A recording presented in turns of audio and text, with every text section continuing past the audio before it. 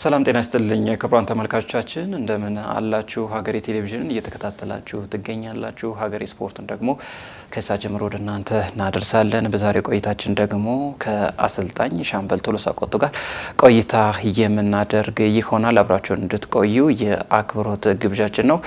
ኮች ጥሪያችን አክብሮ ስለመጣ እጅግ አድርጌ አመሰግናለሁ። እኔም አመሰግናለሁ በጣም። እንግዲህ ኮች አንተ በአትሌትነቱ በአሰልጣኝነቱም እንግዲህ በርካታ ሜዳሊያዎችን ማስመዝገብ ችለሃልና በተለይ ደግሞ የኢትዮጵያ ወርቃማ ጊዜ የሚባለው የሞስኮ ኦሎምፒክን ማስታወስ እንችላለንና እዛ ላይ እንግዲህ ዲፕሎማ ያገኘበት ነበረ። በ10 ሺና በ5000 ፈጣን ሰዓቶችን ማስመዝገብ ችለሃልና ከዛ ባሻገር ግን ኮች በተለይ የሲድኒ ኦሎምፒክ ሲነሳ ገዛኸኝ አበራን ቶላን ማንሳት እንችላለን በዚህ መድረክ ላይና እነሱን ማፍራት ችለሃልና እንደው የአሰልጣኝነቱን ዘመን ትንሽ እናንሳውና ኮች ከዛ ደግሞ ኢትዮጵያ ውስጥ የአሰልጣኝነት ዋጋውስ ምንድነው የሚለውን እናነሳለን። ግን ወደ ሲድኒ ትንሽ መለስ እንበልና እስቲ ያችን ጊዜ እናስታውሳት ኮች። እንግዲህ ሲድኒ ለሀገራችን ትልቅ ውጤት ያመጣንበት ነው። አሰልጣኙም አትሌቱም ትልቅ ታሪክ የተሰራበት ነው። ያ በዛን ጊዜ የነበሩት ያው አሰልጣኞች ዶክተር ወልደ መስቀል ነበረ ከኔ ጋር የሚሰሩት። በእርግጥ ሲድኒ ኦሎምፒክ ላይ ጊዜውም ተጠብቆ ትሬኒንጉም በስርዓቱ ተሰርቶ ልጆቹም በደንብ ተዘጋጅቶ ስለሄን ያንን ትልቅ ውጤት አንጥተናል። ከዛ በኋላ ግን ያንን መድገም አልቻለም። ምክንያቱም በዛን ጊዜ ያለው ዲሲፕሊን ያለው አመራር የአሰልጣኞች የአትሌቶች መከባበር ትልቅ ነበረ እና አትሌቱ በብሔራዊ ነው መሰራ ከአመት እስከ አመት እና በአሰልጣኞች ቁጥጥር ሆኖ ነው ያ ውጤት የመጣ። ስለዚህ ያ ትልቅ ውጤት እንዲመጣ በወቅቱ የነበሩት ኃላፊዎችም የፌዴሬሽኑ አመራሮችም የመንግስት አመራርም ከኛ ጋር ነው የሚሰሩት። አሰልጣኝ ተከብሮ አሰልጣኝ ያወጣውን ህግ አክብሮ ነው አትሌቱ ምሰራ። ያ ዲሲፕሊን ጥሩ የነበረ ጥሩ ለሀገራችን ውጤት ያመጣንበት ነው ማለት ይችላል የሲድኒ ኦሎምፒክ። እኔ ለምሳሌ በዚህ በ10000 በ5000 ሜትር ላይ ያሉት እነ ደራርቱ እና ኃይሌ እና ሌሎችም አብሮን ብርሃን ያደረ ሌሎችና ትልልቅ አትሌቶችን ከዶክተር ወልደ መስቀል ጋር ሆኜ አብሬ ስራ ነበረ እንደ ዋና አሰልጣኝ ሆኜ ሁለታችንም።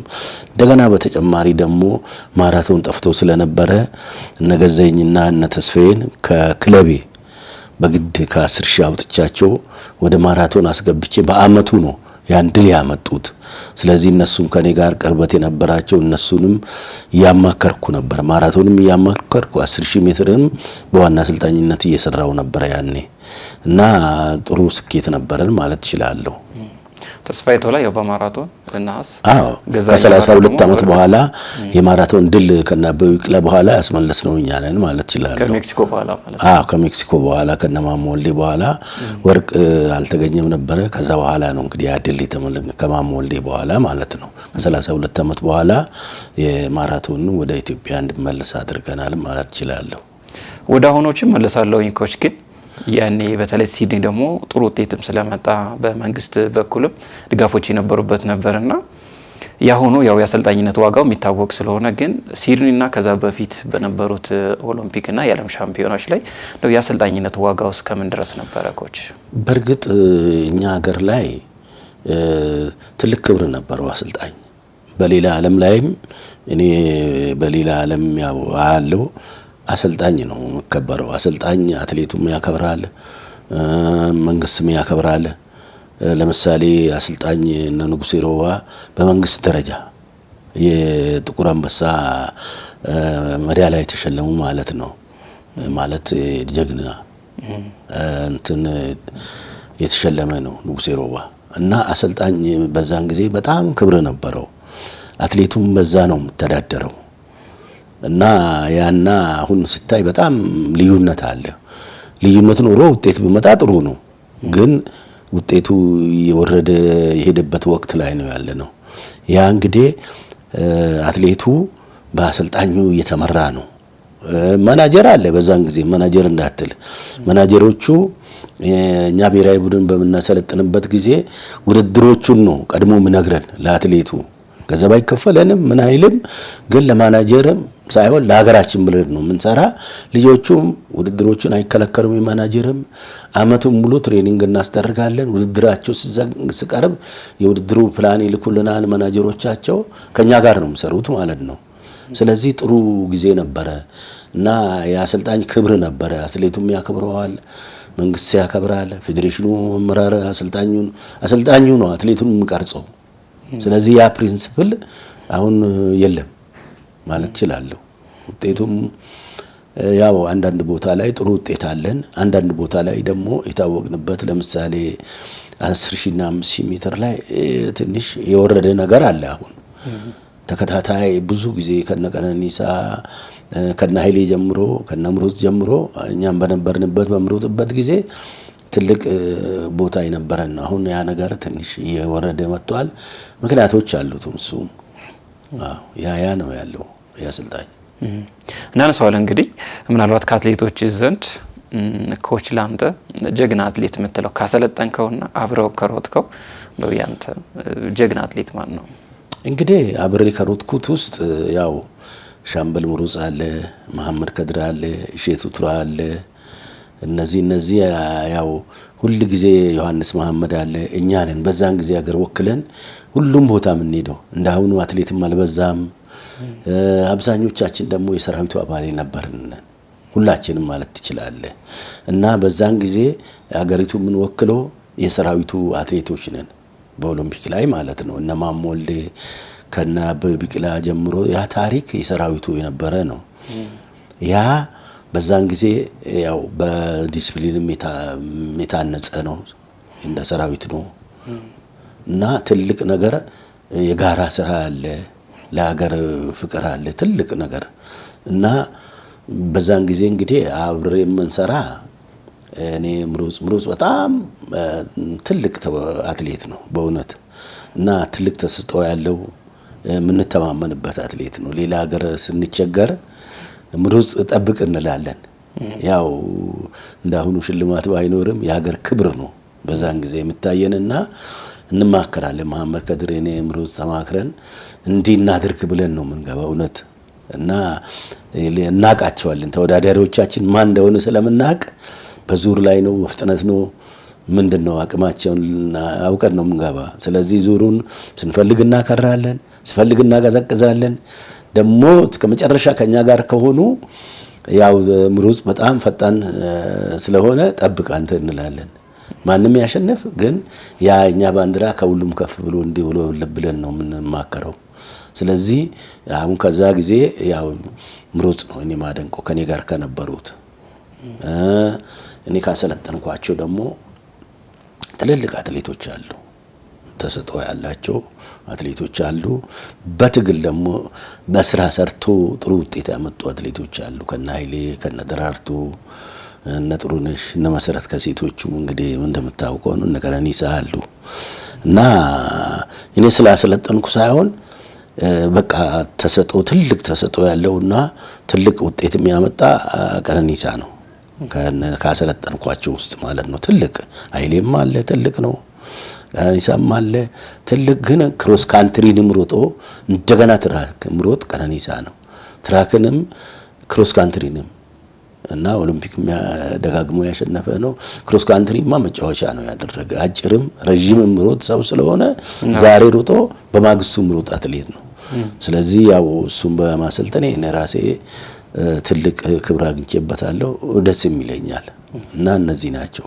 ወደ ቤጂንግ እንሄዳለን። ነገር ግን ከዛ ቀደም ብሎ እንግዲህ ያው አንስተዋል ከ2003 በተለይ የፓሪሱ የዓለም ሻምፒዮና ጀምሮ ቀነኒሳን ማወቅ ችሏል የኢትዮጵያ ሕዝብ የአትሌቲክስ ስፖርቱና በተለይ ከ16 ዓመቱ ጀመረ ተሰጥኦውን በማየት ወደ መስቦ ወስደ እንግዲህ ያሰለጠንክበት ሁኔታ ነበርና እንደው እሱን ያየበት የመጀመሪያው አጋጣሚ እንደሆነ ይመስላል። አዎ አጋጣሚ እኔም በአዲስ ድልድል ከአትሌቲክስ ፌዴሬሽን ኦሮሚያ ተመድቤ ነበረ እና ኦሮሚያ ውድድር ኃላፊ ነበርኩ አጠቃላይ የክልሉ ማለት ነው ገና ሲቋቋም ክልሉ። እና አትሌቲክስን ያው ተደራቢ አድርጌ አሰልጥናለሁ። አሰልጣኝም ስለሆንኩ አትሌቲክስን ስለማሰለጥን ውድድር የኦሮሚያ ክልል ውድድር እዛ ሻሸመኔ ላይ ክሮስ ካንትሪ አዘጋጀን። ክሮስ ካንትሪ አዘጋጅቼ ራሴን የመራው ውድድሩን አዘጋጅቼ ወጣት ነው የተወዳደረ። ሲወዳደር ሳው ሰውነቱ በጣም ለአትሌት የሚሆን ልክ እንደ ምሩጽ አይነት ነው። ያው ጓደኛዬ ስለማስታወስ ምሩጽን ሰውነቱ እንደሱ ነው። በቃ ልከኛ ነበር።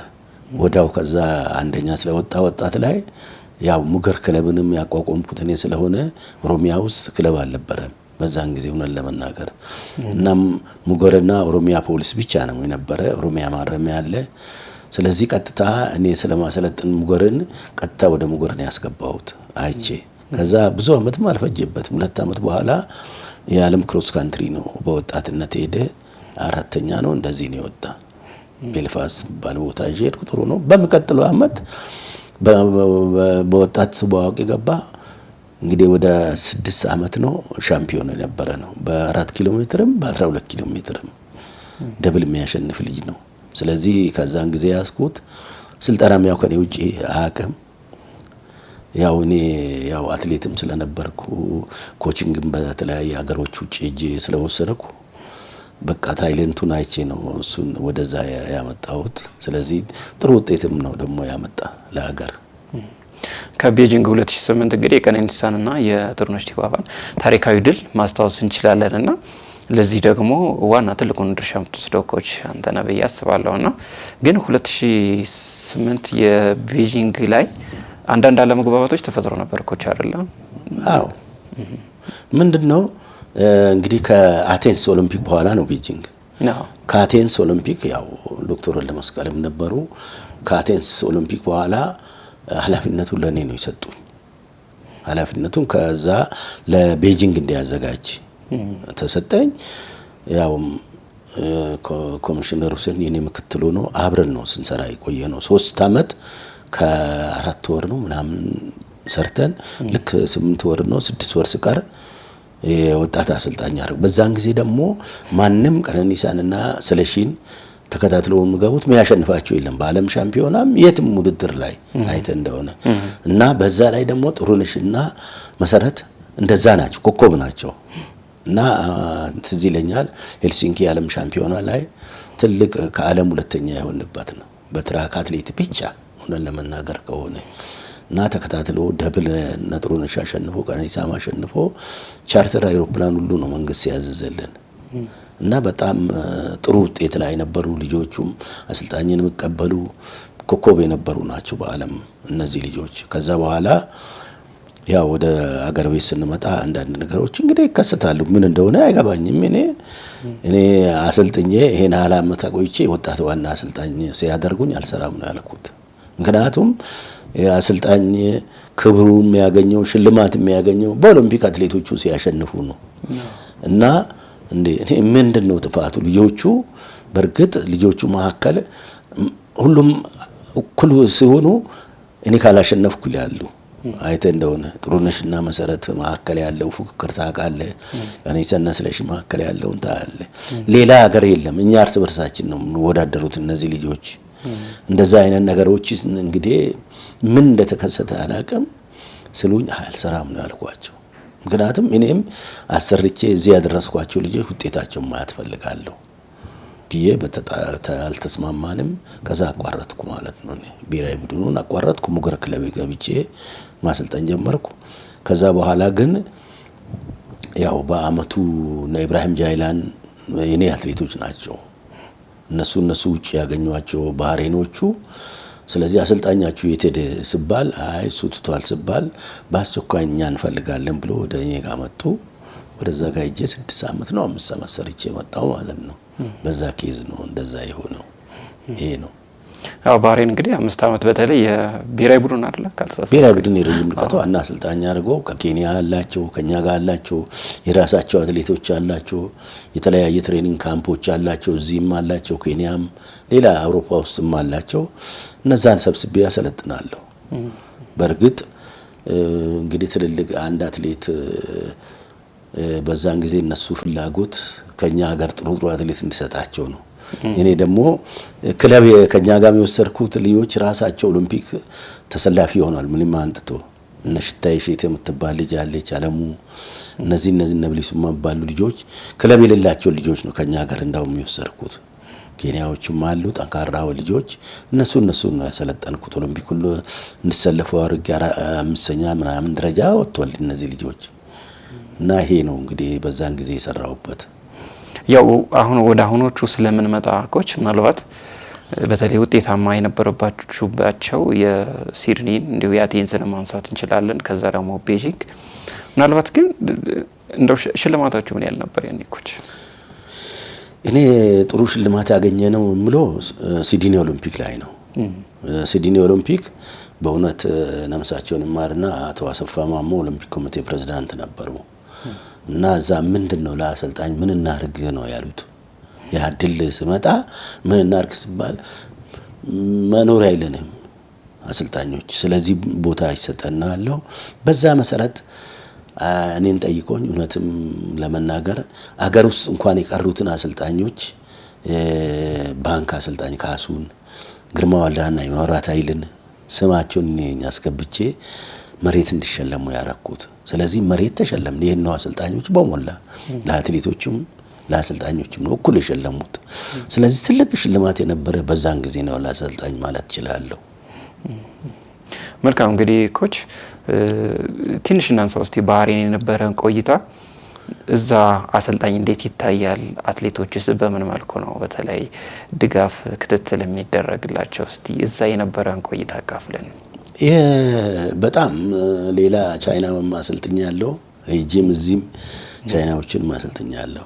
አሰልጣኝ ነው የሚከበረው። የአሰልጣኝ እቅድ ነው የሚታየው። አትሌት መኖር አለበት። አትሌት ፈረስ የሚለው ሩል አትሌት ሲኖር ነው የምታሰለጥነው። አትሌት መጀመሪያ መኖር አለበት የሚል ህግ ነው። እሱን አውቀዋለሁ። ያ ኮቺንግ ኢንተርናሽናል የዓለም አቀፉን ዲፕሎማ ነው ያለኝ እኔ የመጨረሻው። ስለዚህ ያ ሩል የሚለው ኮች መጀመሪያ አትሌት መኖር አለበት። ሲኖር ነው ኮች የምታደርገው። ከዛ በኋላ ግን ኮች የሚያወጣ ፕላን ነው ምሰራ። ኮች ያወጣ ፕላን አትሌቱ ይቀበላል፣ ፌዴሬሽኑ ይቀበላል። ስለዚህ ኮች ይከበራል። ክፍያም የተሻለ ነው መቼም ከኛ ሀገር ያን ያሁኑንና ያኔ ከነሱ ጋር አታገናኝም። ይከበራል። አሰልጣኝ ያለው ኮቹ ምን አለ ነው ምሉት። እዛ ማለት ኮች ምንድነው የኮቹ ፕላን የምፈልገውን የምጠይቀውን ነገር አማሉለት ነው የሚባለው። ስለዚህ እዛ እንደዛ ነው። ቻይናም እንደዛ ነው። ፕላን ነው የምታቀርበው፣ ይሄ የምታስቀምጠው ፕሬዲክት የምታደርገው እንትን አለ ውጤት፣ እሱን ነው የሚያዩት። ስለዚህ በዛ መሰረት አሰልጣኝ አክብሮ አትሌቱም ከአሰልጣኝ ጋር እንዲሰራ ነው የሚያደርጉት። እንደዛ ነው ያለው። ያው አብራችሁም ስለሰራችሁ ዶክተር ወልደ መስቀል እንደው በሻምበል ቶሎሳ ቆጣይ እንዴት ይገለጻሉ? በቃኛ እውነት ለመናገር ከሆነ በቃ ሲሪየስ ነን። እኔም ያው ሌላ ነገር አንዳንድ ነገሮች ላይ እንጨቃጨቃለን። ስራ ላይ ግን የለም። ስራ ላይ ምንም ፍጹም አንድ አይነት ነው። አትሌት መዘግየትም አይችልም። ኃይሌን ራሱን ዘግይቶ ሲመጣ ውጣ ብለናል ከስልጠና። ስለዚህ ያኔ አትሌቱ ያከብራሉ፣ እናስረዳቸዋለን። ይሄ ነው ለራስ ጥቅም ነው። ስታሸንፍ ለራስ ነው፣ ለአሰልጣኝም አይደለም። ለራስ ለሀገር ክብር ብለን ነው የምናሰምራቸው። ስለዚህ ያንን አክብሮ ነው የሚሰሩት። ለውጤት የሚበቁት በእንደዛ ነው። እሳቸውም እኔም አብረን ነው የምንሰራ። እንደ ዋናም እንደ ምክትልም ሆነን አብረን ነው አንድ አይነት ነው። እሳቸው ከሌሉ እኔ አለው፣ ሌሎችም ረዳቶች ያሉን። እኛ ግን ያው ተማምነን ስለምንሰራ አሰልጣኝም ስለነበሩ እሳቸው በተከባብረን ነው ስንሰራ የቆየ ነው። ምናልባት አሁን ያ ዘመን የእናንተ ዘመን አሰልጣኞች ራሳቸውን አስከብረዋል ብዬ አስባለሁ። ምናልባት አሁን ከአትሌቱ ባሻገር እንደው በስራ አመራር ደረጃ የነበሩት ኃላፊዎች እንኳን ወደ ስቴዲየም ወደ ትራክ ሲገቡ የሚከለከሉበት ሁኔታ እንዳለ ሰምቻለሁና ከአትሌቱ ባሻገር እንደው ሌላውን ኃላፊ ሁሉ ዲሲፕሊን ታስይዙ ነበር?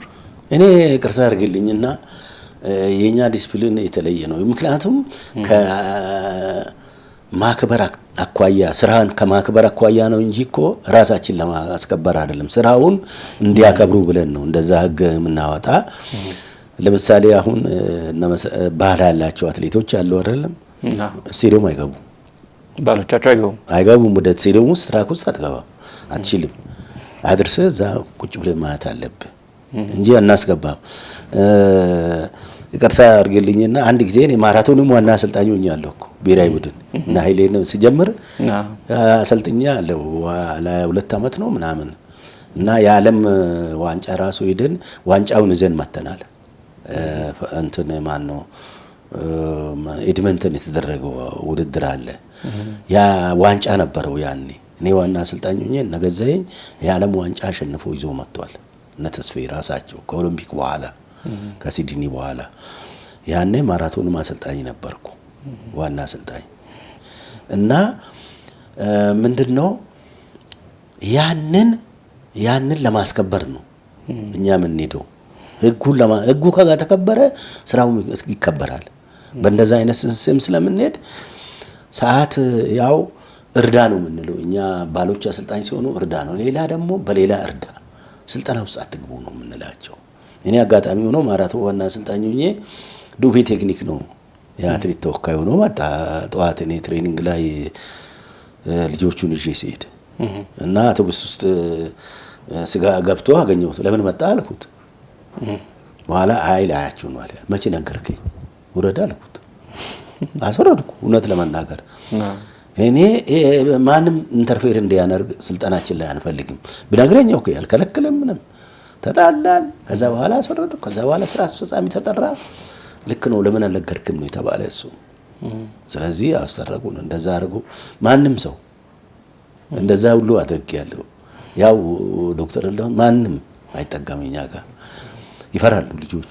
ምናልባት ሚኒስተሩን አስወጥቷል በወቅቱ የነበሩት ወይዘሮ አስቴር ማሞን ከስቴዲየም አስወጥቷል ባል ነገር ሰው። አዎ ምን ለምን መጣችሁ ንገሩን ነው ማስወጣት ሳይሆን ለምን እንዴት መጣችሁ ሳነግሩን ነው ያላቸው። እንደዛ ነው። ልክ ነው ደግሞ አክብሮ ዛሬ መጥቻ ያለው ነው ይላሉ። መጥቶ ያሉ ሚኒስትሩ ምንም መጥቶ ስለሚያው ነገሩን ነው። ሳይነግራን ከመጣችሁ ለምን ስለላ መጣችሁ ወይ ነው እንለው። ስለዚህ የዚህ ዘመን እንዴት አይቷል? አሁን በዚህ ዘመን ባለአሰልጣኝ ነው፣ ወንድም አሰልጣኝ ነው፣ ቤተሰብ አሰልጣኝ ነው። ስቴዲየሙ ያለው ነገር በሙሉ ዲሲፕሊኑ እንዳይሆን ነው ያለውና እንደው እንዴት ተመለከተዋለህ? ኮች ለምን እንደሆነ ታውቃለህ? ለማሰልጠን እኮ መማር አለበት፣ እውቀት መኖር አለበት፣ ልምድ መኖር አለበት አይደለም እንዴ? ምን ይላል መሰለህ ኢንተርናሽናል ሩል አንተ የትም ተማር የአይፍ ኮቺንግ ላይሰንስ ከሌለ አታሰለጥንም። እግር ኳስ ያሰለጥናል ላይሰንስ ከሌለ አያሰለጥንም። እኛ እኮ እንዲሁ ገብቶ አሰልጣኝ ነኝ አትሌት የነበረ አሰልጣኝ ነኝ ይላል። አትሌትና ማሰልጣን የተለያየ ነው። በእውነት ለመናገር ልምድ የሮጠውን ሌላ ላይ አፕላይ ማድረግ አትችልም። የሌላ አቅም ሌላ ነው፣ ያንተ ሌላ የነበረ አቅም ሌላ ነው። ጊዜው ራሱ ይለዋወጣል። ስለዚህ ተነስቶ ሁሉ ማሰልጣኝ መሆን አይችልም። ህጉ ይከለክላል። ያን ህግ ነው ማስከበር ያቃተው ብሔራዊ ፌዴሬሽናችን። ነው ለመናገር ከሆነ በሰው መለካ እውቀቱ በኮቺንግ ደረጃ የወሰድከው ነው። ስልጠና ብቻ ፒውርሊ የምትወስደው ነው። ሌላ ለምሳሌ ቅርታ አድርግልኝና አንተ ለፊዚካል ኤዱኬሽን ትማራለህ። ሁሉንም አይነት ስፖርት ነው የምትማረው። ሁሉንም አይነት ታውቀዋለህ። ያን ስትማር ስፔሻሊ ለይተ ስፔሻላይዝ ካላደረክ በስተቀር ኮች አትሆንም። ያም ደግሞ ተጨማሪ ኮቺንግ መውሰድ አለብህ ትምህርቱ ላይ። ያን ከወሰድክ ለሙያው ብቃት አለ ማለት ነው። ኮቺንግ ከወሰድክ ደረጃዎች አሉ። የአሰልጣኝነት ደረጃ እስከ ዓለም አቀፍ እስከ ዲፕሎማ ድረስ አለ። ራሱ ትልቅ ኮቺንግ ደረጃ አለ። አይፍም ያወጣ ራሱ ኢንተርናሽናል ወርልድ አትሌቲክስ ያወጣው ስታንዳርድ አለ። ከ1 እስከ 4 እና 5 ደረጃ አለ።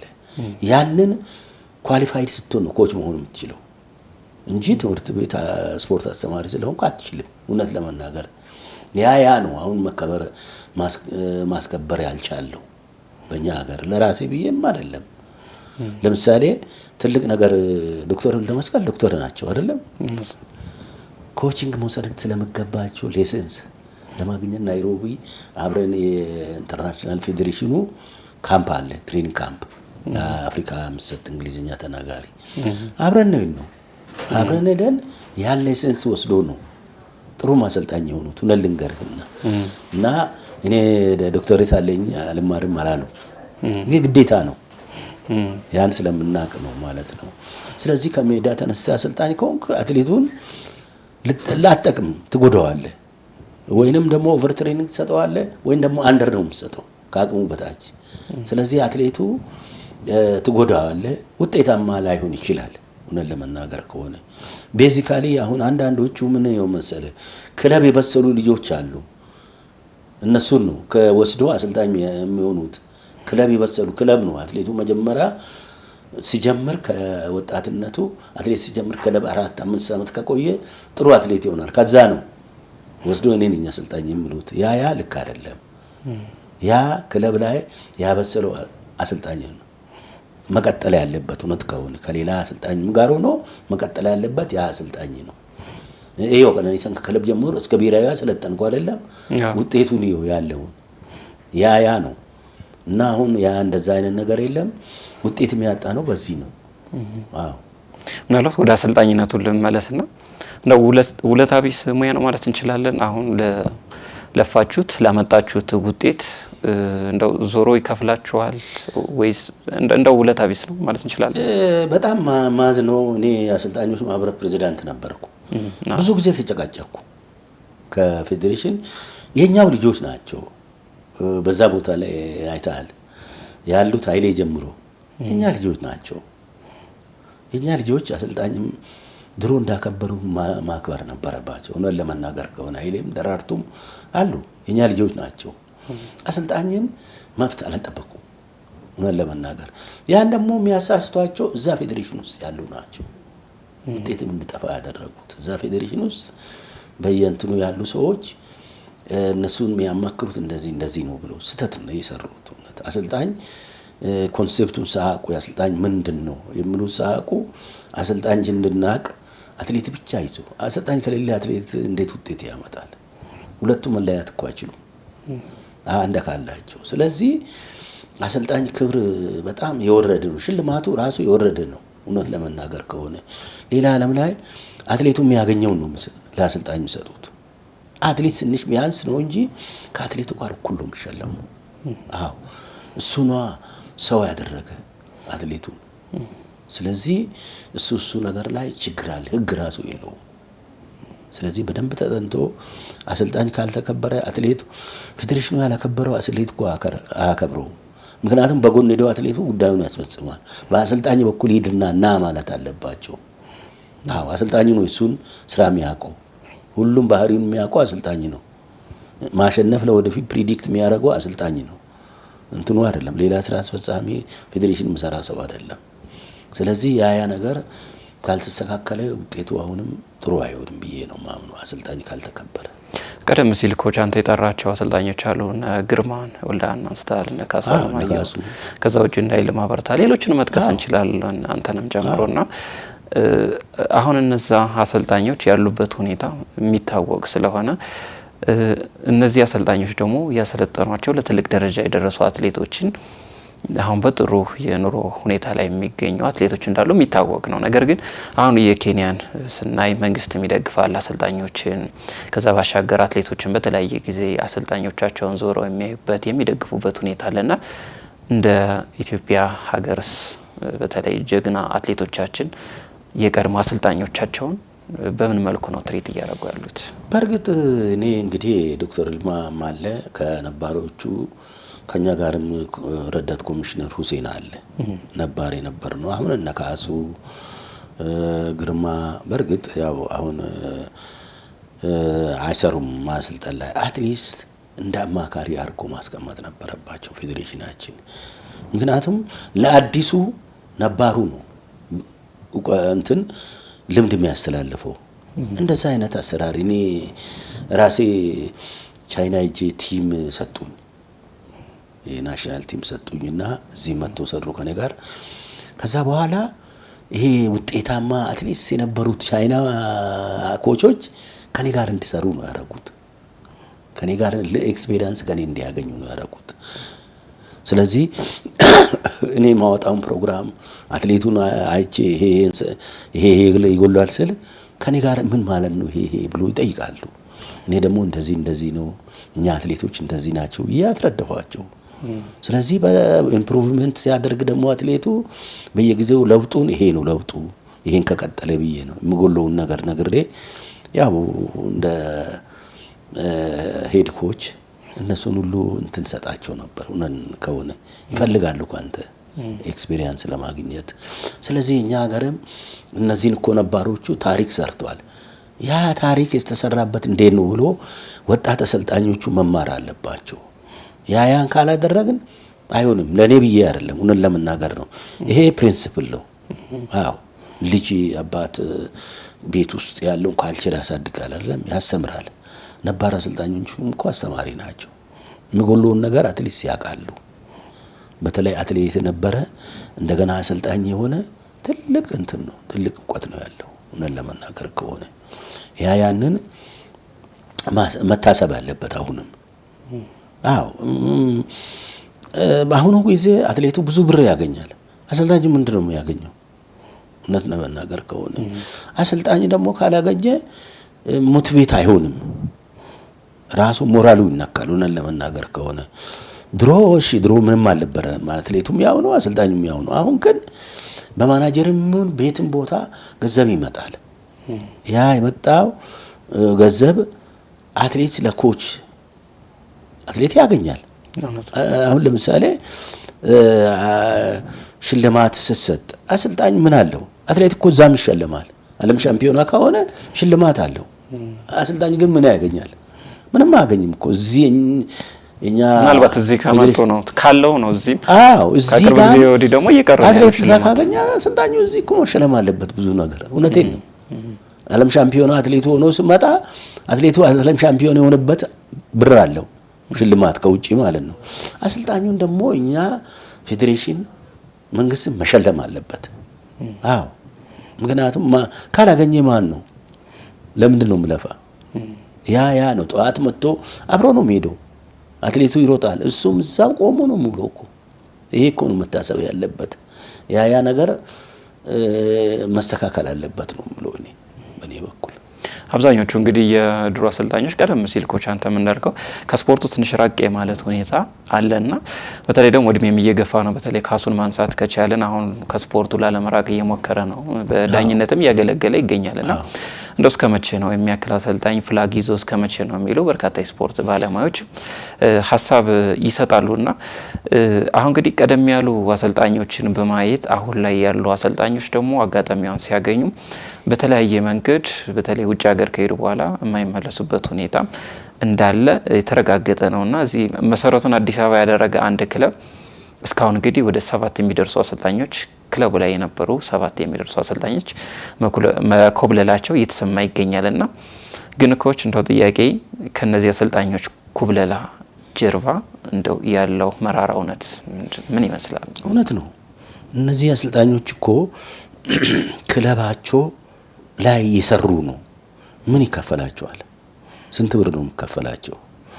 እነዚህ አሰልጣኞች እኮ አትሊስት ከአትሌቱ የበለጠ ብር ማግኘት አለበት። አትሌቱ በማናጀር ሄዶ ብዙ ብር ያገኛል አይደለም እንዴ? ያገኛል አትሌቱ። ልክ ነው፣ ኢንተርናሽናል ህግ ነው። ስለዚህ ወርልድ አትሌቲክስ ምን አንድ ነገር ጀምሮ ነበረ።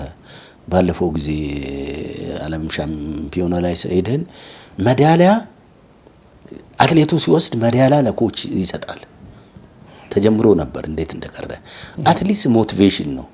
አትሌቱ ወርቅ ያገኘ አሰልጣኙም ያሰለጠነ ወርቅ ያገኛል። እንደዛ ሁሉ ጀምሮ ነበር። ገንዘብ ሽልማት የለም እንጂ በማናጀር ስለሆነ ገንዘብ ሽልማቶቹ አትሌቱ ነው ፈርሞ አሰልጣኝ አንዳንድ ቦታ ነው እንጂ አይፈርምም። ስለዚህ ያ በርግጥ ምንድነው መሰለ ስጋት ነው። ስጋትም አለ። የት ደርሳለሁ የሚል ስጋትም ይኖራቸዋል አሰልጣኞች። ወጣት አሰልጣኞች ናቸው። ነባሮቹ ይሄን ዓለም የጠፋም የለም። በእኛ ጊዜ ወጣቶቹ ደግሞ ያው ካላቸው ጉጉትም ይሄዳሉ። ግን አትሌቱ አሁን ብዙም እንደው ወጣቶች ስለሆነ አጥቷላችሁ ነው እንጂ አትሌት እኮ ታዋቂ አይጠፋም ታውቃለህ። ምክንያቱም ከዚህ የሄደው ውጪ የቀሩትም ምንም ውጤት አላመጡም። አገር ውስጥ ሰርቶ ውጤት የሚያመጣ አትሌት ነው። በዛ አሰልጣኝ ደግሞ ምንም ስለማያገኝ ያን ነገር ራሴን አሻሽላለሁ ብሎ ወደ ውጪ ይቀራል። አንደኛ ትምህርት ስታንዳርዳቸው ጥሩ የሆነ አሰልጣኞች ናቸው እውነት እነዚህ የሚጠፉት አሰልጣኞች። ስለዚህ እዛም ሄጄ እሰራለሁ ነው። ያው እንግዲህ የስራ ሁኔታ ኮችም ላይሆኑ ይችላሉ። አዎ ኮቺንግ ያው እንዳልኩ ብዙ ኤክስፒሪየንስ ስለሚጠይቅ ኮችም ላይሆኑ ይችላሉ። ህይወታቸውን ለመቀየር ነው የሚሄዱት እንጂ ሌላ ነገር ህይወታቸው የተሻለ እዚህ ቢሆን አይሄዱ። ይሄ ነው ያው ኑሮም ካሁን ትንሽ ፈታኝ እየሆነ ነው። በራሱ ኑሮ ማሸነፍ በራሱ አንዳንዴ ትንሽ ከባድ የሚሆንበት ሁኔታ አለና በአሰልጣኝ ደሞዝ ቤተሰብ ለመምራት የሚቸገሩበት ሁኔታ አለ ወይ ደግሞ ብሔራዊ ቡድን ገብቶ እንደው ይገርምሃል በእኛ ጊዜ እኮ ድሮ በደርግ ጊዜ አትሌቶቹ ማናጀር ጋር ሄዶ ተወዳድረው ይወዳደራሉ አይደለም ለአሰልጣኝ 5% ይከፈላል። እሱ ሁሉ ተዘጋ። አሰልጣኝ አትሌቱ ፌዴሬሽኑ አሰልጣኙ ገንዘቡ ልጁ ሲያገኝ ገንዘቡ ያው በዛን ጊዜ ባንክ ይገባል። ግን አትሌቱ ያ ካገኘው 5% ለአሰልጣኙ ይከፍላል። ይሄ ህግ ነበር እውነት ለመናገር ያ ህግ በእኛ ጊዜ በትንሽም ቢሆን ጠቅሞናል እውነት ለመናገር ከሆነ እና ያ አትሊስት አንድ ነገር ሞቲቬት አሰልጣኙ የሚያደርግ ከአትሌቱም ይችላል ካሰለጠነ ለምን አይቆረጥም? አዎ ስለዚህ አሰልጣኙ መጋፋፋ ነገር የለም። አይታቃለ ለእንዲሰራ ያ ነው አሰልጣኙ እንዲጠፋ ያደረገ። ስለዚህ ያንን ተጠንቶ መከፈል አለበት። ለሰራበት ስራ መከፈል አለበት። ወይም ፌዴሬሽኑ ወይም መንግስት መክፈል አለበት ወይም አትሌቱ ራሱ መክፈል አለበት ነው ብሎ እኔ ለምንድን ነው የሚደክመው? ለዛ ይሄን ሲስተም ሁሉ ነበረ ይድሮ እና እንደዛ ነው ያለው። አዎ ምናልባት እንግዲህ አሰልጣኞች በተለያየ ጊዜ አሰልጣኝ ለመሆን ያው የሚመጡበት ሂደት አለ፣ ትምህርቱ አለ።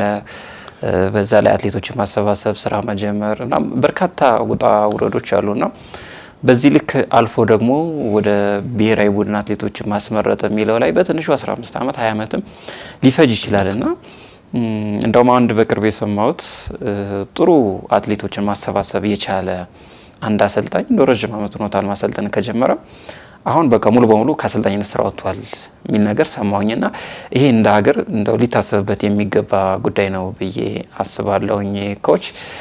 ነገር ግን አሁን እዚህ አሰልጣኞች ላይ ያው በርካታ ጉዳዮችን ማንሳት ይቻላል። በእርግጥ አሁን ከ20 ዓመት በታች የአሜሪካ ላይ በተከናወነው ውድድር ወደ 3 አሰልጣኞች እንግዲህ ያው ኮብልለዋል ለማለት ጊዜው ገና ቢሆንም ያው ቤተሰብ ጥየቃ ብለው ከብሔራዊ ቡድኑ ጋር ሳይመለሱ ቀርተዋልና እነዚህ አሰልጣኞች ደግሞ በትንሹ ከ15 ዓመት በላይ ያሰለጠኑ ናቸውና እንደው አጋጣሚውን አሁን ማግኘት ከባድ ነው ማለት እንችላለን። የብሔራዊ ቡድን አሰልጣኝ ለመሆንና እንደው ዓለም ሻምፒዮን አትሌቶችን አስመርጦ ከዛ ደግሞ እንደው የተወሰነ ነገር እንደው በሽልማት መልክ እንደው አሁን ያው እየቀረ እየመጣ ነው። በእርግጥ ግን እንደው ከዛ ተጠቃሚ ለመሆን እንደው ምን ያክል ይፈጃል ኮች?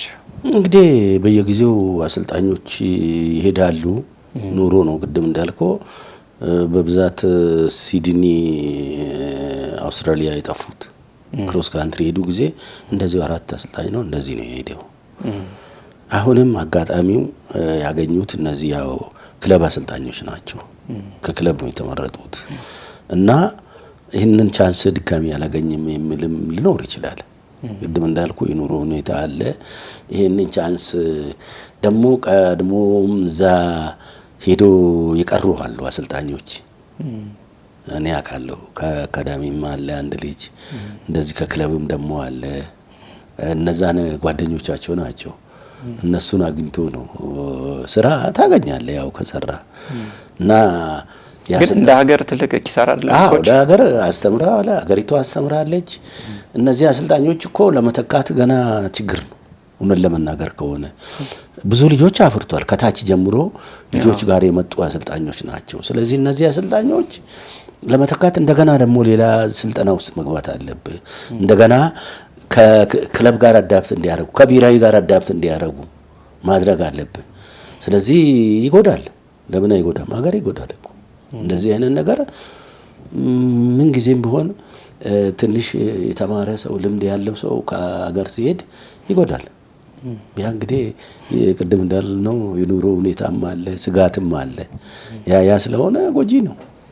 አዎ ኢትዮጵያ አትሌቲክስ ፌዴሬሽን እንግዲህ ያው ዳዴ ያለ የሚገኝ ተቋም እንደሆነ ያው መናገር ይቻላል ከሌሎች ተቋማትና ከሌሎች ሀገር ፌዴሬሽኖች ጋር ሲተያይና በእርግጥ አሁን እንደዚህ አይነት አሰልጣኞች አሁን ይሄ ቀጣይነት እንዳይኖረው ከሆነ አሁን በዚህ መልኩ ነበረ ካሁን በፊትም ነበርኩ ብለላው ግን ወደፊት ደግሞ ቀጣይነት እንዳይኖረው አሁን የኢትዮጵያ አትሌቲክስ ፌዴሬሽን ምን ሊሰራ ይገባል? ምክንያቱም አሁን ክለቦች ላይ ከሆነ ክለቦች በየጊዜው ይፈርሳሉ፣ የራሳቸው የሆነ ችግር አለባቸው። ኮች ግን እንደ ሀገር እንደ መንግስት ባለሙያዎችን እንዳናጣ ስፖርቱ ራቁቱን እንዳይቀር እንደው ምን ይደረግ? አዎ እንግዲህ አሁን ካለፈው ተምረን አሰልጣኞችም በደረጃቸው ተቀምጦ ብሔራዊ ቡድን አሁን እንጀምራለን ብሎ ከፌዴሬሽኑ ጋር ያው ብዙ ነገሮችን ሰርተናል። አትሌቶች ተመርጠዋል። አሰልጣኞችን መርጠው አሁን ከአመት አመት ልክ እንደ ድሮ እንደ ሲድኒ ውጤት እንዲመጣ ከተፈለገ አሰልጣኝም ባለው ችሎታ ባስመረጠው ገብቶ መስራት አለበት። አሰልጣኙ ክብር ብቻ ሳይሆን ለአሰልጣኙ ክብር ብቻ ሳይሆን ኃላፊነትን መስጠት ነው። ኃላፊነቱ እንዴት መሰለ? ይሄ እንትኑ አለ፣ ይሄ የኮቺንግ ዲስፕሊን አለ። ያንን አሰልጣኙን ማክበር አለበት። ፌዴሬሽኑም ደግሞ መብቱን ማስከበር የአሰልጣኙን መብት ማስከበር መቻል አለበት። ይሄ እንደዛ ካልተሰራ በስተቀር ውጤታችን በአንድ ጊዜ ይመጣል ማለት ይከብዳል። አሰልጣኝ እየጠፋ ተበታትነው እየሰሩ ማናጀር ምን ጊዜም አለ። ማናጀርን አንቃወም፣ ማናጀር ይኑር፣ ግን አትሌቱ በውጤቱ መሄድ አለበት። ምክንያቱም ሁሉም ማናጀር ጋር ተጠግተው ነው ችሎታ ያለውም ችሎታ የሌለው አሰልጣኝ የሚያሰለጥነው በአትሌቱ ፐርፎርማንስ ላይ ተመስርቶ ማለት ነው። ስለዚህ ለሀገር ከተባለ ውድድራቸውን ይወዳደራሉ አትሌቶቹ፣ ግን ስልጠናውን አትሊስት መለየት አለበት። ዝም ብሎ ሁሉም አስፋልት ላይ ሞቶ ሳይሮጥ ለትራክ ለሀገር መወክሉ ማን ነው ተብሎ መለየት አለበት እና ታርጌቱ መሆን አለበት ለኦሎምፒክ፣ ለዓለም ሻምፒዮና፣ ለአፍሪካ ሻምፒዮና መወዳደር መቻል አለበት ሀገር ወክሎ አትሌት። ሌላ ሀገርም ይወዳደራል እንደምታየው። በእርግጥ ይሄ ገንዘብ ሽልማቱ ማራቶን ጋር ነው ያለ እንደምታውቀው። ያንን እኔ አሁን አንድ ነገር ያየሁት ነገር አለ ነው ልንገርህ። እነሱ ስፖንሰር ስለሚያገኙበት ነው ወደ ማራቶን ያዞሩትና ሁልጊዜ ደግሞ እኛ ስለምናሸንፋቸው ነው። ነጮቹ ሀብት ያለው እነሱ ጋር ነው።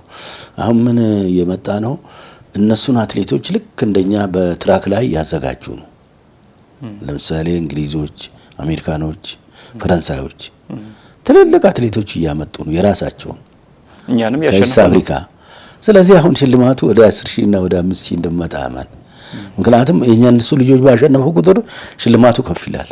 የማናጀር ሽልማት ራሱ የውድድሮቹ ሽልማት ማለት ነው። ይሄ ኢንተርናሽናል የግል ውድድሮች ላይ ሽልማቱ አሁን ከፍ እንደሚል እነሱ ስላላሸነፉ ነው ወደዛ ወደ ማራቶን የወሰዱት። አሁን 10,000 እና 5,000 ሜትር ላይ ሽልማቶቹ እንደሚመጡ እርግጠኛ ነኝ። እያየው ነው፣ ልጆቻቸው እየመጡ ነው። ያን ቻሌንጅ ደግሞ እኛ መቋቋም እንደ ድሮ ካልቻል ያ ገንዘብም አይገኝም፣ ኦሎምፒክም ማሸነፍ አንችልም።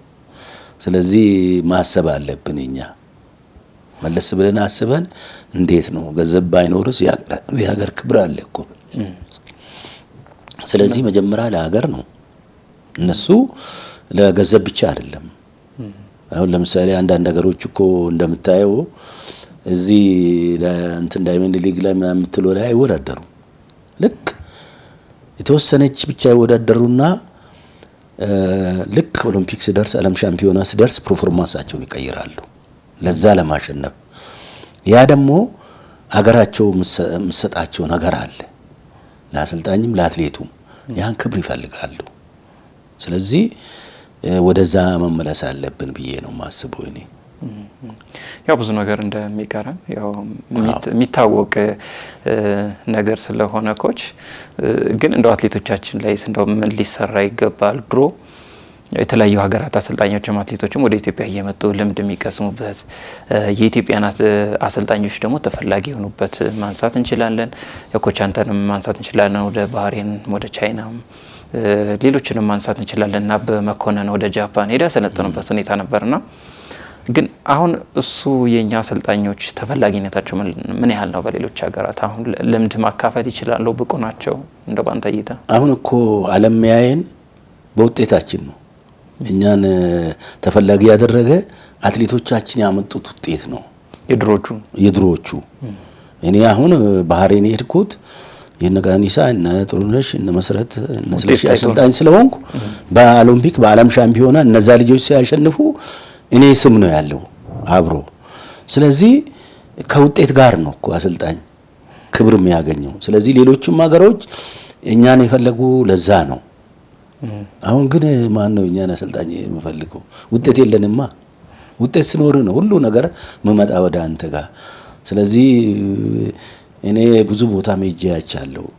እነሱ ውጤት እንዴት አመጣችሁ ብሎ ነው። እኔ እንግሊዝ ሀገር ግላስኮ ተጋብዤ ሄጃለሁ። የአውሮፓ ኮች አሶሲዬሽን ላይ ስልጠናችንን ነው የጠየቁት። ከልጅና እንዴት ነው ብሎ ጠይቁን። እንደናንተ ልጆች አይደለም የኛ አስተዳደጋችን ትልቁ ምንድን ነው? አዎ ይሄን ብዬሽ አስረዳቸው ነው። ሳይንስ ነው ካልክ እነሱ ሳይንስ ነው የምናስተምረው።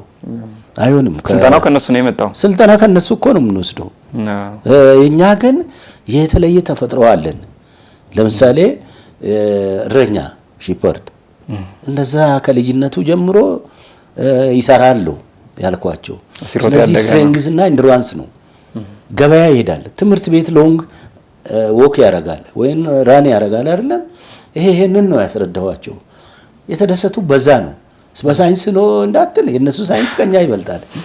ስለዚህ ከኛ መማሩት ይሄንን ነው። ስለዚህ ኮፒ ያደርጋሉ። ትሬኒንግ አሁን እነሱ ትሬኒንግ ካምፕ ጀምሯል። ትሬኒንግ ካምፕ ነው ልጆቹን የሚያሳድጉት ከወጣ አድርጎ ማለት ነው አትሌቶቻቸውን። ይሄ እየሰሩበት ነው። እኛ ግን ተበታትነን ነው ያለነው። ስለዚህ የኮችም ተፈላጊነት እኮ ከውጤት ጋር ነው። እንደዛ ነው ውጪ ምጄ ነው የሚሰራውት። ያሁኑ ግን ምን ውጤት አመጣና ነው ፈለገው? አንድ አመት ጥሩ ከሆነ በሚቀጥለው እኮ አትሌቱ የለም፣ ኮንስታንሲ የለውም። ስለዚህ እንደዛ ነው ፈለገው።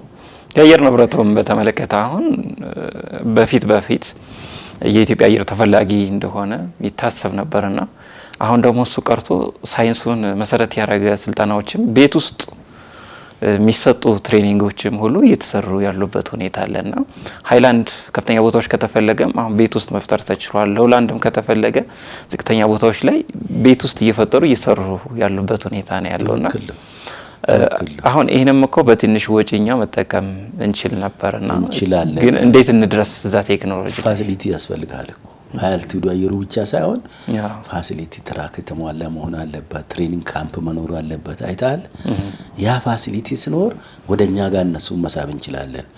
ምንም ቢሆን አርቲፊሻል ነው የተፈጥሮ አይደለም። ያ ቤት ውስጥ የሚያገኙትም የተወሰነ ፐርሰንት ይጨምርላቸዋል እንጂ ሙሉ አይደለም።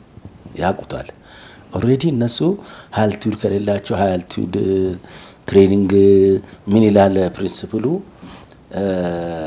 አልቲድ ላይ ኑር ሎአልቲድ ላይ ትሬኒንግ አድርግ ነው ብለው ከኖር ከኦክሲጂኑን እንደልብ ታገኛለህ ማለት ነው። ስለዚህ ያ ነው አይታል ውጥረት አለ ኦክሲጂን ታች ስትወርድ ኦክሲጂን እንደልብ ስለምታገኝ እንደዛ ነው። እኛ ግን አለን እኮ ሁሉም አሰራንበትም እንጂ ሁሉም አለን። አልቲድ ላይ ነው የምኖረው። እኛ አትሌቶች አመጋገባቸው የተለየ ነው። ስለዚህ ሎአልቲድ ጋር ሄደን እኮ መስራት ስቴዲየሞች እኮ አሉ። እኛ አላስለመድንም እኮ ሎአልቲድ ላይ ስቴዲየሞች አሉ። ሄደን እዛ አልለመድንም ታውቃለህ። እዚህቹ ከተማ ውስጥ ነው። አሁን ኬንያ አንዱ እኮ እንበልጠን ምንድነው ትሬኒንግ ካምፕ አላቸው እኮ እዛ ሎአልቲድ አካባቢ ሄደው ይሰራሉ። መሀከለኛ የሆነ አልቲድ ላይ ነው የምንሰሩት። እኛ ግን ሁሉ ጊዜ አልቲድ ላይ ነው የምንሰራ። ይሄን ሁሉ መለወጥ ነበረብን አይታል። ስለዚህ አልቲዱ ጠቃሚ ነው። ለምን ጊዜ ነው የሚጠቅመው? ውድድር ሎአልቲድ ላይ ነው የምንወዳደረው። ያንን ደግሞ መስራት ሎአልቲድ ላይ ያስፈልጋል። ይሄ ሁሉ ጊዜ አንድ አይነት ነው። ስለዚህ የኢትዮጵያ አትሌቲክስ አሁን ከአዲስ አበባ ሽፍት ማድረግ አለበት ኮች ባንተ ይታ? አዎ ይሄን ሁሉ ነግረናል፣ ግን አፈጻጸም የለውም። ጨክነን አሰልጣኞችም ገብተንበት የአትሌቶቻችን እንዲለምዱ ማድረግ አለብን። የተለያየ ቦታ ላይ አሁን ብሔራዊ ስናቋቁም አሰልጣኙ የጠየቀበት ቦታ አትሌቱም ሄዶ መስራት አለበት። ከአዲስ አበባ አልወጣም ካለ ውጤታማ አይደለም። ውጤታማ የሚሆነውን ነገር መፈለግ አለብን። በምግብም በምንም በሁሉም ነገር ያ ነገር ነው አሁን አንዱ እኮ ይጎደለን አንዱ ችግራችን ይሄ ነው። እና ይመጣሉ ምን መጥቶ እኮ ሱሉልታ የቀነኒሳ ትሬኒንግ ምን ፋሲሊቲ አለ? ካምፕ የለንም እኮ። ካምፕም መኖር ግዴታ ነው ለአንድ ሀገር።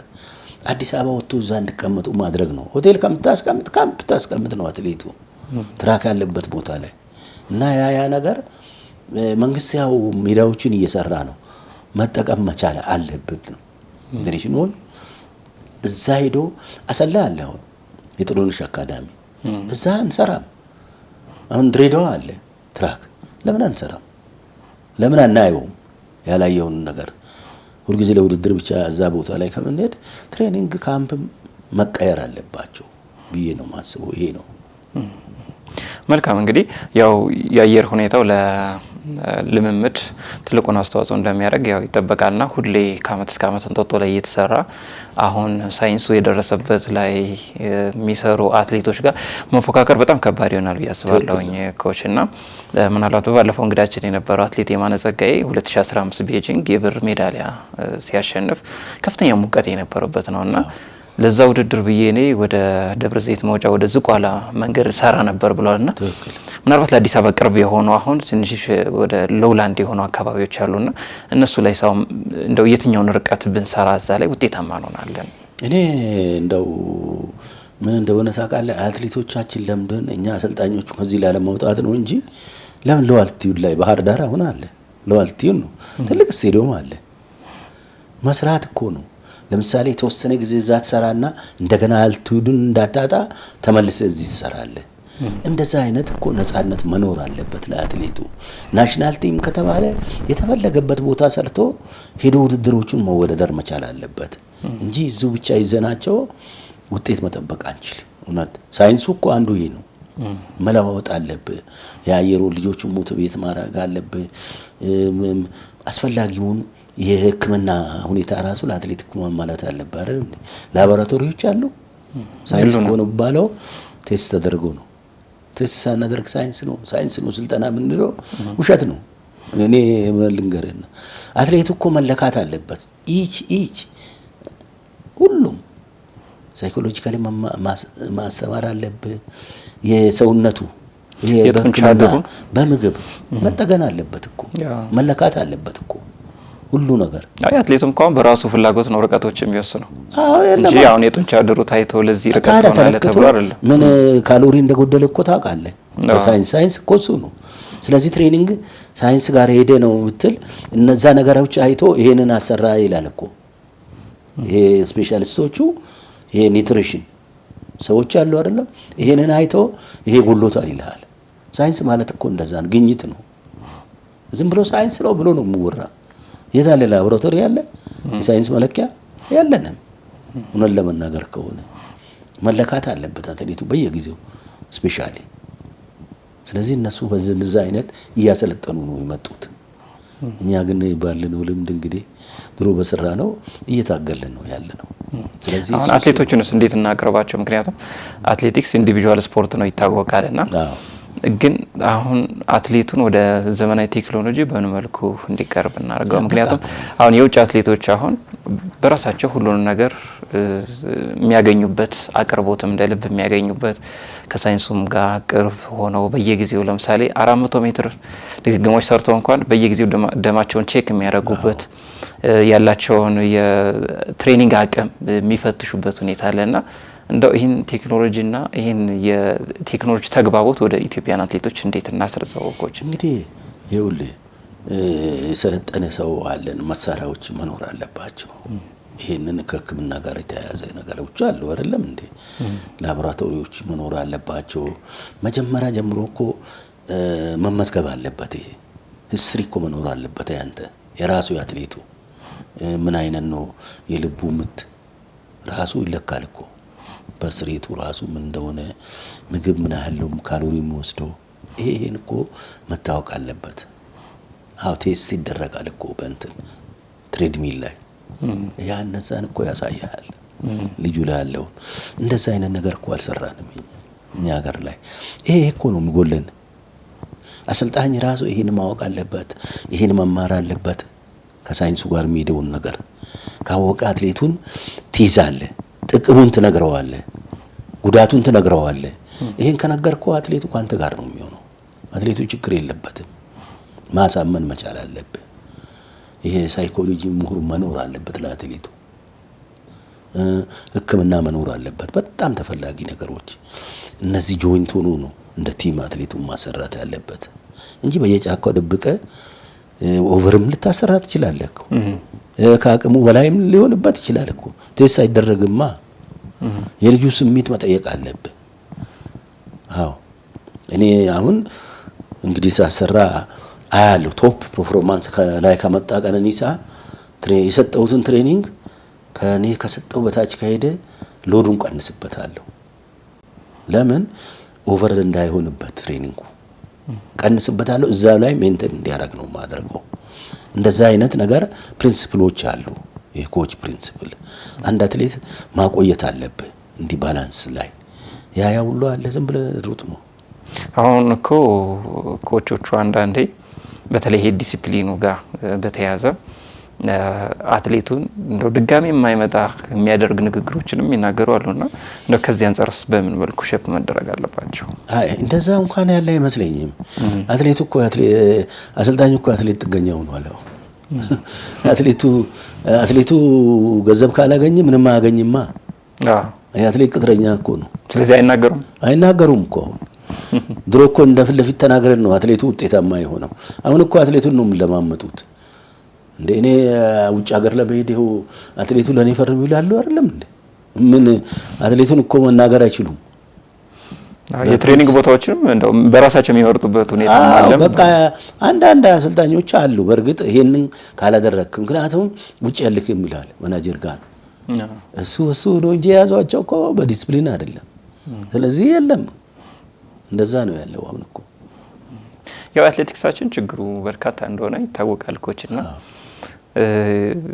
ያው ማንሳቱ በራሱ እንግዲህ የሆነ ቀን አንድ ቀን መፍትሄ ይመጣል። የኢትዮጵያ አትሌቲክስም ደግሞ ቀና ይላል ብለን እናስባለንና በተለይ ሰፊ ጊዜውን የአሰልጣኞችን ኩብለላ ጀርባ ያሉ እውነታዎች ምንድናቸው የሚለውን በርካቶችን ማንሳት ችለናልና ኮች አንተ ደግሞ አሁን በመቻል አትሌቲክስ ክለብ ውስጥ ያገለገልክ ትገኛለህና እንደው አመራርነትስ ምን ይመስላል? አሁን ከዚህ ከአሰልጣኝነት ጀርባ ያለው አመራርነትን ለስፖርቱ ትልቅ አስተዋጽኦ አለው ብዬ አስባለሁና በተለይ የክለብ አመራሮች በተለያየ ጊዜ የሚወስኗቸው ውሳኔዎች እንደ ሀገርም ለአትሌቲክስም ትልቅ አስተዋጽኦ አለው ብዬ አስባለሁና ከዚህ ከስልጠና ጋር በተያያዘ በተለይ ደግሞ በእግር ኳሱ የተለመዱ ናቸው የአመራሮች በተለይ ከዚህ ከሊደርሺፕ ጋር በተያያዘ ስልጠናዎች ይሰጣሉና አትሌቲክስ ላይ እንደው አሁን አንተ በገባበት አጭር ጊዜ ውስጥ ከዚህ ከአመራር ስልጠና ጋር በተያያዘ ምን እድሎች አሉ? ብዙ ጊዜ ኢትዮጵያ አትሌቲክስ ፌዴሬሽንም ወርልድ አትሌቲክስም የአሰልጣኞች ስልጠና ነው ሲሰጥ የምናውቀው። እኔ አጋጣሚ ሆኖ ውጪ ነው የተማርኩት። ሶቪየት ህብረት 6 ወር ውጪ መጀመሪያ አትሌት ሆኜ ከአትሌት ወጥቼ ነው ሄጄ እዛ የተማርኩት። ሽልማት ገንዘብ ባለመኖሩ ነው አሰልጣኝነትን የፈለግኩት እና ምንድነው ሁልጊዜ ኮቺንግ ስትማር የአይፍንም ኮርሶች ሶስት ረጅም 3 ወር እዛ ናይሮቢ ስንወስድ ኮቺንግ ስትማር ሊደርሺፕ ትማራለህ አብረህ። አትሌት እንዴት ትይዛለህ? የአትሌትን ሜንታልን ማወቅ መቻል አለብህ በሳይኮሎጂ ራሱ። ስለዚህ ሊደርሺፕ ካላወቅ አትሌቱን መምራት አትችልም። ይሰጣል እኮ ውጪ ኮቺንግ ብቻ አይደለም ሊደርሺፕ የሚሰጠው ይሰጣል። ሾርት መጥቶ አትሌት እንዴት ትይዛለህ፣ እንዴት መናጅ ታረጋለህ የሚል አለ፣ መጽሐፉም አለ። በእኛ ሀገር እስከን ኮች አዎ እኔ ራሴ ወሰድኩትን ነው የምለው። ስለዚህ ያን ስትወስድ እንዴት አድርገህ ሊድ እንደምታደርግ ታውቀዋለህ። አዎ የአትሌትን ሳይኮሎጂ ማወቅ አለብህ። የአትሌት ስሜትን ተከታተል ይላል። እኩል ይላል አይደለም? ፕሪንሲፕል አለ። አትሌቶቹን ሁሉ እኩል ልዩነቱን እወቅ ይላል። ስለዚህ ጋፕ አለው። ስታሰለጥን ስልጠናው እንዴት ወሰደ፣ እንዴት ዲስፕሊን ነው። ስለዚህ ሪሌሽንሺፕ አለው በዲስፕሊን ራሱ ሪሌሽንሺፕ አለው ኮቺንግ ከአትሌት ጋር።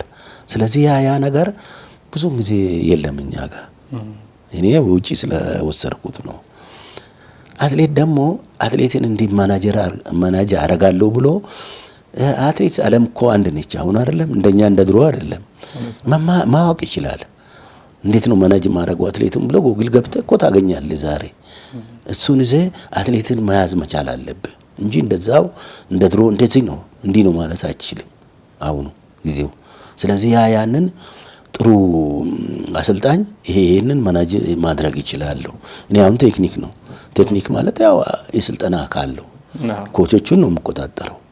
ኮቾቹ ፕላናቸው እንዴት ያወጣሉ፣ ታርጌታቸው እንዴት ነው፣ ወቅታዊ ሄጄ ቼክ አረጋለሁ። ቼክ አረግና እንግዲህ ወደ 7 አይነት አለን መቻል ውስጥ የአትሌቲክስ ራሱ ማራቶን አለ፣ ረጅም ርቀት አለ፣ አጭር ውርወራ አለ። ይሄን ሁሉ ትማራለህ። ውጪ አትሌቲክስ ስትማር ሁሉንም ኦል አትሌቲክስ ነው የምትማረው። ከዛ በኋላ ስፔሻላይዜሽን እያደረግክ ነው የምትሄደው። ስለዚህ ኮቾቹ ሲያሰለጥኑ ታያለ፣ የአትሌቶቹን አቅም ታያለ። ይሄ ይጎላል እንዴት ነው ብለህ ትጠይቃለህ አትሌቱን። በእንደዛ አይነት ነው። እናመሰግናለን ኮች። እንግዲህ በርካታ ሀሳቦችን አንስተናል። ያው በቆይታችንም ደስተኛ እንደሆንክ ተስፋ አድርጋለሁ። ግን ቀረ የምትለው የመጨረሻ ሀሳብ እናንሳና እናጠቃልል ኮች። አዎ እንግዲህ ያው ሁሉም መቼም የሀገሬ ቲቪን ብዙ ጊዜ ይሰማል። ሁላችንም አንድ ላይ ሆነን ይሄ ትንሽ የወረደውን አትሌቲክሳችን አሰልጣኝም ብሔራዊ ፌዴሬሽኑም መንግስትም ሆኖ አትሌቲክስ ብዙ ነገሮችን ማስተካከል ይቻላል። አትሌቶቹን ወደ አንድ አንጥቶ በአንድ ላይ እንዲሰሩ አድርጎ ውጤታማ ማድረግ ይቻላል ብዬ ነው ማምነው። ይሄንን ግን በጋራ ሆኖ ሁሉም ከሰራን ነው። ስለዚህ ያው እናንተም አንዱ አካል ስለሆናችሁ አትሌቲክስ ላይ የምትሰሩት ጥሩ ነገር ስለሆነ የሀገሬ ቲቪ በተለይ አትሌቲክስ ላይ የጀመረው ስራ ትልቅ ስለሆነ እናንተም በዚህ ቀጥሉ እላለሁ። አመሰግናለሁ። እኔ እሺ ኮች፣ እኛም ጥሪያችን አክብረ እዚህ ስለተገኘ እጅግ አድርገን እናመሰግናለን። እኔም አመሰግናለሁ። የተከበራችሁ ተመልካቾቻችን ከሻምበል ቶሎሳ ቆቱ ጋር ያደረግነው ቆይታ የተከታተላችሁትን ይመስል ነበር። ሳምንት በሌሎች ፕሮግራሞች እንገናኛለን። ሀገሬ ቴሌቪዥን ይቀጥላል። ጤና ይስጥልኝ።